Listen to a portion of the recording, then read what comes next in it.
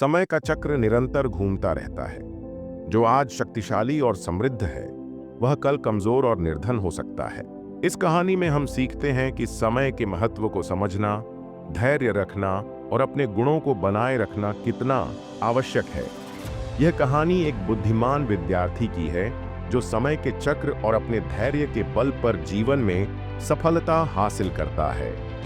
गुरुकुल में एक विद्वान गुरु थे जिनके पास दूर दूर से विद्यार्थी शिक्षा प्राप्त करने आते थे। गुरु का ज्ञान केवल शास्त्रों तक सीमित नहीं था, वे जीवन के गूढ़ रहस्यों को समझाने में भी निपुण थे। उनके शिष्यों में विवेक नाम का एक अत्यंत बुद्धिमान और जिज्ञासु विद्यार्थी था।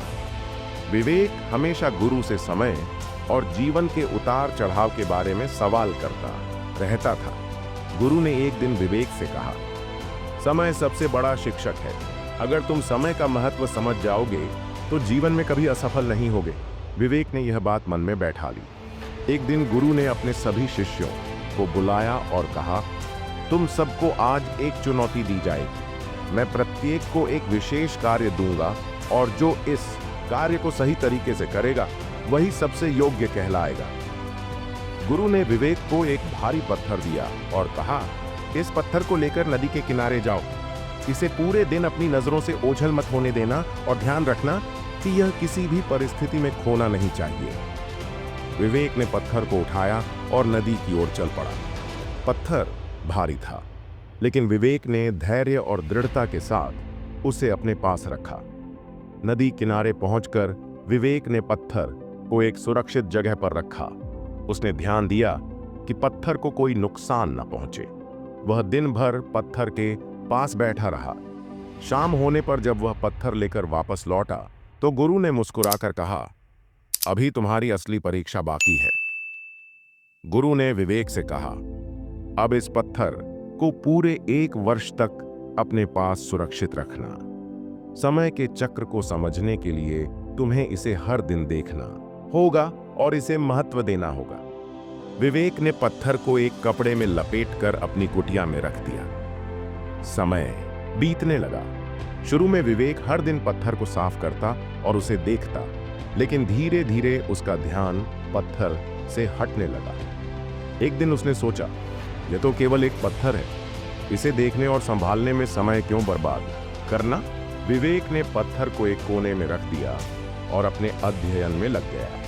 कुछ महीनों बाद वह पत्थर के बारे में भूल ही गया। एक रात एक चोर विवेक की कुटिया में घुसा।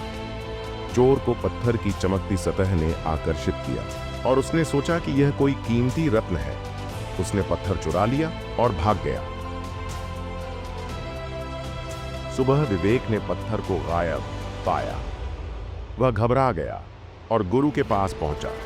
उसने सारी बात बताई और माफी मांगी। गुरु ने कहा, यह पत्थर तुम्हारे धैर्य और समय का प्रतीक था।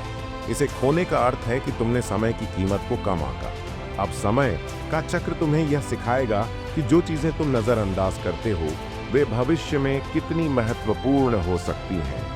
कुछ वर्षों बाद विवेक ने अपनी शिक्षा पूरी की और अपने गांव लौट आया। वह अपने ज्ञान और मेहनत से गांव में प्रसिद्ध हो गया।